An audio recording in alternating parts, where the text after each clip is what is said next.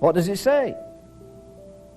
Father, if it be possible, may this cup pass away from me, but if I drink it, then thy will be done.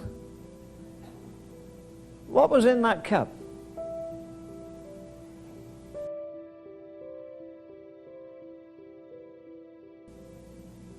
I've told a story before, I'll tell you again. In the largest church I pastored, I was in my 20s, and it was at the Tabernacle in Oldham outside of Manchester. And going down the street one day, it was 5 minutes of 5, I remember, and as I went past the door of this very humble kind of place, this lady put her head out and said, I know who you are, you're the pastor at the Tabernacle. I said, that's right. I've been to the Tabernacle, I usually sit at the back. I'm very poor, and I can't have anything to put in your offering. I said, all right. And she said, you come in my house and have a cup of tea. I said, no, I'm sorry, it's 5 minutes of 5, and I'm due for tea, as we say in England, or supper at 5 o'clock. No, that's not the reason. That's not the reason. You won't be coming because I'm poor. And it isn't a nice house like some of your folk are. I'll come in. I'll come in. I went in. Kind of a house you go in and hold your nose as you go in, you know. I've been in some pigsties of a house, but never one like that, I'll tell you that. I sat down at the table, and there was just about this much space to get from the door, the front door, and it was all stacked up with books. She bought them at a junk shop down the road. She'd read thousands of them. The table was full. And there's a little space at the sink, and then there was a big sink. It was piled up with dishes. She hadn't had a washing up of dishes, I'm sure, for months. And there's a nice piece of bacon, and it was all green and mouldy, you know. Real appetizing kind of thing. What do you call that stuff you get off mold? Penicillin. She'd $50 worth of penicillin on that thing, I'm sure. And she didn't even know. She said, you do drink tea? I said, yes. She said, all right. And she had a teapot that had been white once, and it was all messed up on the outside, and she reached in the sink and took a cup out that was all slimy on the outside, and as I looked in, it had tea leaves and some corruption in the bottom. And she just took that black tea and she poured it in that cup. And she said, do you take cream? I said, yes, I do. She said, I don't have any. Do you take sugar? Yeah, I don't have any. You know, as she held, her fingernails were all in mourning. They were covered with dirt, and she held that filthy cup out with that rotten, cold tea, with no sugar, no cream, no anything. And I looked at it, and I guess I shrunk off from it, you know. She said, drink it. You know, as I put my hand out to take that cup, right there, I've never forgotten it. My mind just went 2,000 miles away from England to a place called, at that time, Palestine, and 2,000 years back to this man in the garden when the Father said, drink it. Drink it. Well, that's enough to lay us out, surely. He's the essence of purity. He's the essence of holiness. He was harmless and undefiled and separate from sinners, and yet he takes the most horrible thing this world has ever had, symbolic of all the sin of all the ages. You can mention it, all the physical corruption, lesbianism, every lousy, rotten, corrupt thing that sends men to jail, that makes men rot in their bodies. Every vicious thing, the pride and the anger and all the other things, the sins of the flesh, the sins of the spirit, and they're all there, and he took that cup. There was nobody there to sustain him. Except, of course, again, the Father.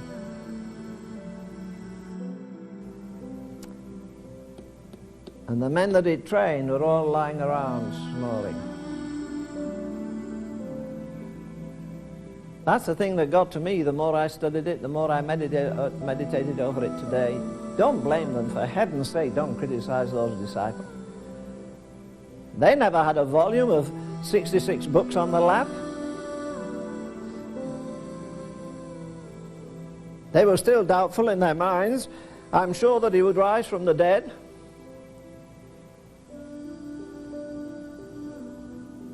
What kind of a judgment do you think the church is going to have when we get to the judgment seat, with all the knowledge we have and all the light we have and all the versions we have? Why did he do it? Why did he do it? He did it for this reason. He said right through his life, all that he did, everything he did, pleased the Father. And you remember the verse that says, for the joy that was set before him, he suffered the cross, despising the shame. Now, I don't believe he had any joy in hanging on a cross. This is the ultimate goal why I came into the world, that I might please the Father. It's the only way that redemption could be completed. So Jesus waited patiently while they slept in the most critical hour of his life. You may not agree with me, that's all right, but I believe that's exactly what the church is doing now in the most critical hour since she was founded. She's sleeping and therefore failing her Lord in this most critical of all critical hours in history. You may not, you're much younger, you've got hotter blood maybe, but it still is, it does not alter the fact. I guarantee you could count on one hand or maybe one finger the last time you came out of the sanctuary where you were subdued with the glory of God. You were awed with his majesty. It's critical really that millions of people this Sabbath day will go to God's house, but they don't know the person that owns the house. Would you go knock at somebody's door, a house you didn't know? You knock at the door and the fellow says, what do you want? I don't really know. Who are you? Well, I live in this house. And yet people are content to go Sunday after Sunday and never meet the owner of the house. Just atmosphere, just emotion. I think we get fascinated with events rather than the Son of God himself. If you're more excited about the coming of Jesus than you are about the presence of Jesus, you better do some thinking. It's his presence that matters. You know, I tried to filter through this afternoon and say to myself, if I had just a 10-minute speech out of the Word of God, what would it be? Well, my choice would be this. I'm not sure I could bear it, but at least I'd ask for it. And I would ask to hear the prayer of Jesus in the Garden of Gethsemane. I think it's the most wonderful thing that human lips ever uttered. You know, these brave, we've all done it. All to Jesus, I surrender. We've sung it over and over, and then during the week when it's a choice between this and that, we choose that, not him. Prayer meeting? Well, not tonight, it's wet. Some other choice. How easy it is to be apparently sincere and yet really hardly knowing our own hearts, because it's emotion that stirs us to say, yes, Lord, look, all this bunch, you can't trust Thomas, you know, he's got a streak of doubt in him, and John's a bit weak, but me, Peter, I can meet them all. So if you get into a jam, you know this, that Peter is behind you all the way. Well, he wasn't, was he? Now, this is a non-repeated, it's an unrepeated act, like everything Jesus did. The virgin birth has never been repeated. Gethsemane has never been repeated, and it is unrepeatable. It never will happen again. It doesn't have to happen. And then the death of Jesus is unrepeatable, and the resurrection.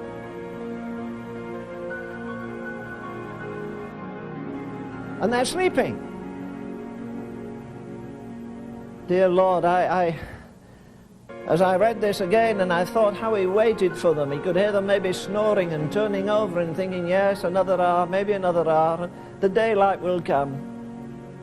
And you'll wake up, you've been through the most amazing night in history, and it passed over you like that. And you know, I think we're doing the same thing very much in the church. Just Sunday again, so we go to church Sunday morning. Oh, we've a lovely choir and a nice pastor, and we'll have a nice time. I've said to you before, and I say it to myself often, I believe the perennial challenge of the believer is this: come down from the cross and save yourself. Other people are not fasting like you fast. Other people don't spend as much time in prayer. Other people don't husband their money and use it and give it to missions. Other people are not investing for eternity like you are. Why be the oddball? Everybody in church says you're a nice person, but they think you're a fanatic. Behind they say, she's gone overboard.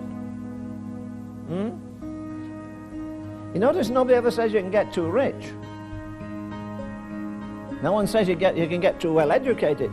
But oh, be careful you don't get to be too spiritual.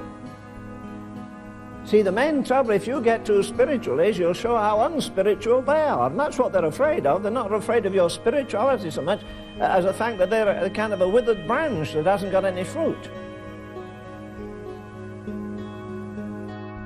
How many times do you wake up in the morning, even Sabbath day or any day, and say, he's risen, he's alive, and because he's alive, I shall live today? Don't blame the world for not believing it. Every day should be a celebration. We're not of the world. Oh dear, dear, dear, how earthbound we get. We think on the level of others so often.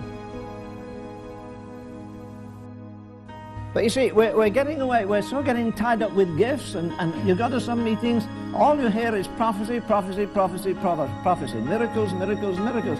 And all the time we're missing the most essential things. Miracles won't save you.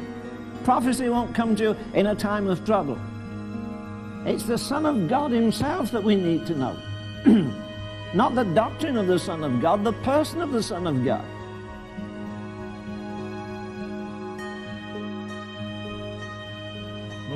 If you sing all to Jesus, I surrender, maybe he'll come back and see you do surrender it too.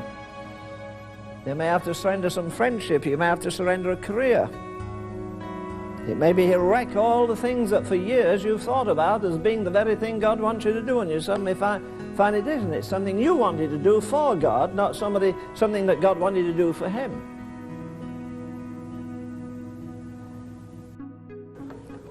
The first shall be last, the last shall be first. God has some marvelous saints hidden away. And you know, I want to get the best, not just for my own sake. I want to do that pleases the Father. And if you go to a Gethsemane, remember, he'll bring you through. If everybody fails you, it's lonely. Loneliness is bad enough, but when it's pitch dark, it's worse. And when you're deserted by the best folk, that complicates it a little bit further.